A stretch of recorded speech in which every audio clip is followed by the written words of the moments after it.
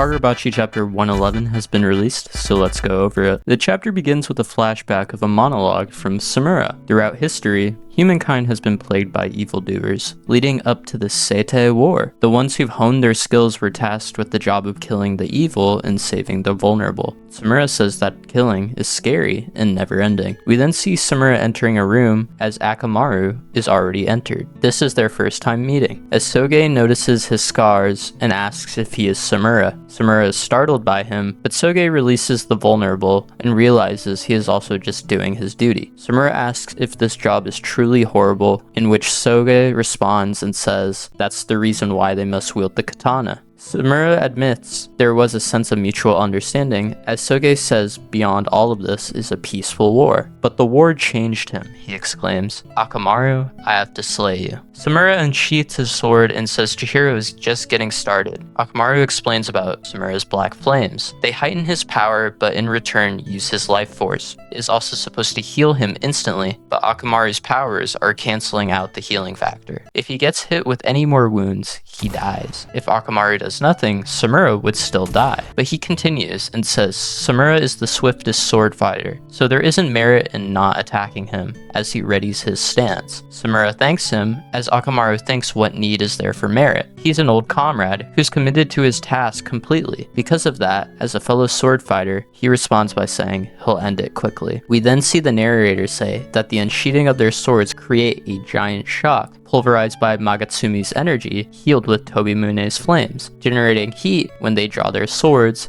melting the rubble around them in an instant. We then get a fire double spread of them both striking each other as we see them immediately hug after. Samura says the war cursed them and he couldn't face his daughter, but Chihiro released him of that curse. We then get a bird's eye view of the two of them where we see Samura having gallons of blood behind him. The most disastrous panel, Samura gets the fucking Gojo treatment and is split in half. Akamaru asks, is that so, as Samura is disintegrating? Samura's final words are, he'll dispel yours too, getting a slight reaction out of Akamaru. Shiba comes in and teleports Chihiro as Samura thinks to himself by saying, can we talk about the future? I think this was a conversation with his daughter. It's been a while since I've read that arc, so I can't really remember, so I might have to do a Kagurabachi reread soon. He then apologizes to his daughter, Iori, and says it's going to have to wait a bit. We see a crow's feather flying throughout the air, as we see Iori looking surprised by something behind her, Tobimune staked into the ground. This whole fight was crazy good. Everyone knew that Samura was cooked for this fight after his conflict with Chihiro ended. There wasn't much to do with his character other than more closure with his daughter, but unfortunately we all knew that just wasn't gonna happen. I do think Akamaru and Samura's relationship is pretty interesting. They're obviously enemies, but this whole fight showed they respected each other, especially getting to see some emotion or less apathy from Akamaru. I'm really interested in this guy as an antagonist.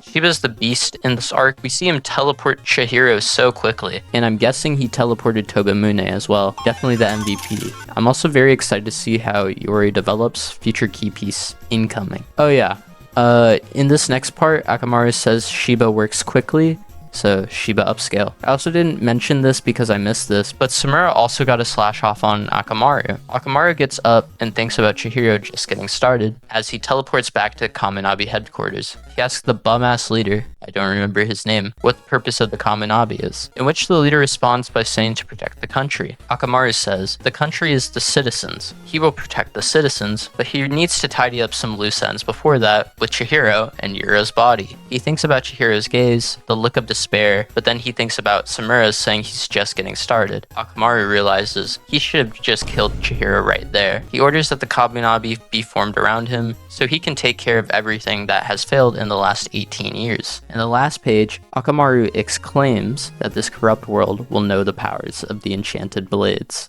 Overall, this chapter was very well organized, seeing a snippet of understanding between Samura and Akamaru. It seems we're taking a bit of a Jujutsu Kaisen-esque route, as Chihiro and the other characters will be hunted down by the Kaminabi. Now that Iori is going to be a main piece, I think we finally have our main cast established. Again, I think Samura's conclusion was really well done. His atonement and beliefs throughout the series have always been super consistent. The fact that he still believes he must atone, but realizing that the older generation can't do it alone. and believing in the younger generation is actually really sweet. Also, we set up Chihiro and Akamaru. I'm sure Chihiro is gonna hate this motherfucker, but at some point respect him like Samura did. I don't know how, but he will. Anyway, a very good chapter. I think out of the 5 manga I read this week, this might be chapter of the week, so I'm gonna give it a 9.5 out of 10.